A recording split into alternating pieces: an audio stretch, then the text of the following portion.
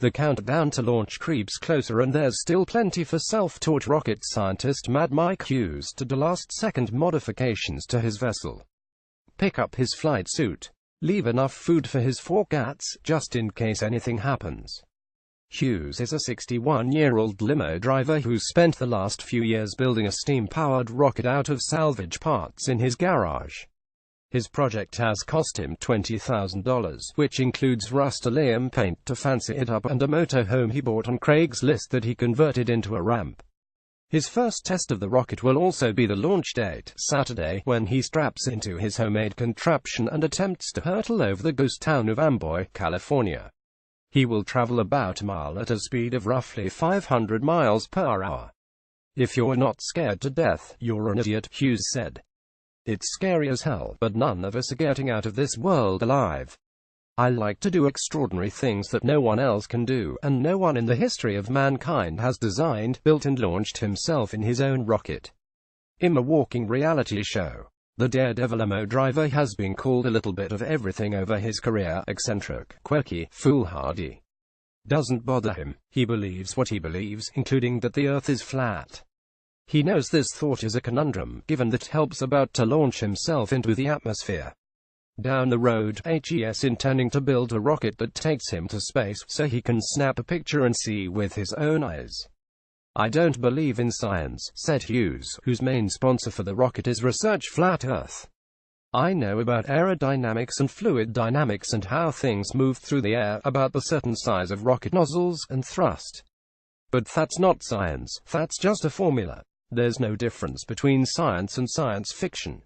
This will actually be the second time HES constructed and launched a rocket." He jumped on a private property in Winkleman, Arizona on January 30, 2014, and traveled 1,374 feet. He collapsed after that landing, the G-forces taking a toll, and needed 3 days to recover.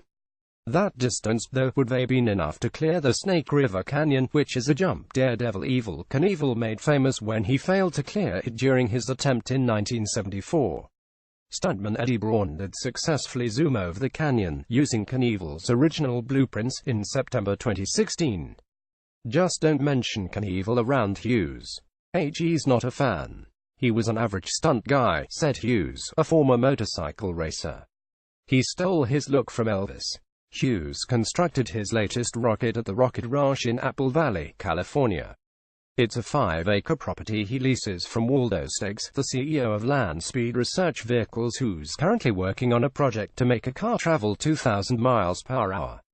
The relationship formed a few years ago when Hughes approached Steggs about building a rocket. Steggs receives plenty of these sorts of requests, but this one stood out because Hughes was building it himself. "Nothing is out of reach," Steggs said. "Anything can be done. You just have to put enough money, time and thought into it." Here's the thing: Hughes doesn't make all that much money, $15 per hour as a limo driver, plus tips.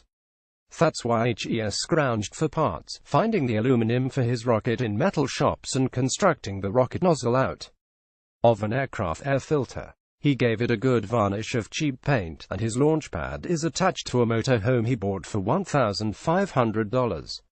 "I want to inspire others, and you have to do something incredible to get anybody's attention," Hughes said. The location of the jump will be Amboy, a ghost town in the Mojave Desert and along historic Route 66. The fictional town of Radiator Springs in the Disney movie Cars was loosely based on Amboy. Hughes got permission from the town's owner, Albert Okura, who purchased the rights to Amboy in 2005 for $435,000. The launch will take place on an airstrip next to a dilapidated hangar. "It is absolutely the most wacky promotional proposal I have had since I purchased the entire town in 2005, said Okura, who's also the founder of the Wanpoya restaurant chain. "He is a true daredevil and I want to be part of it." On the morning of the launch, Hughes will heat about 70 gallons of water in a stainless steel tank and then blast off between 2 p.m. and 3 p.m. He plans to go about a mile, reaching an altitude of about 1,800 feet, before pulling 2 parachutes. They're discouraging fans, safety issues, but it will be televised on his YouTube channel. He said HES been in contact with the Federal Aviation Administration and the Bureau of Land Management. Following his jump, he said he's going to announce his plans to leap into the race for governor of California. No joke. His future plans include an excursion into space. He and Stakes have already brainstormed on a Rockoon, which is a rocket that, rather than being immediately ignited while on the ground, is carried into the atmosphere by a gas-filled balloon, then separated from the balloon and lit. This rocket will take Hughes about 68 miles up. First things first, this jump over a ghost town. He will be tinkering with his rocket right up to takeoff. A guy who builds his own rocket in his garage about to jump a mile is pretty cool, Hughes said. It's the most interesting human interest story in the world. _____online http tinyurl.co my boom 7 zoof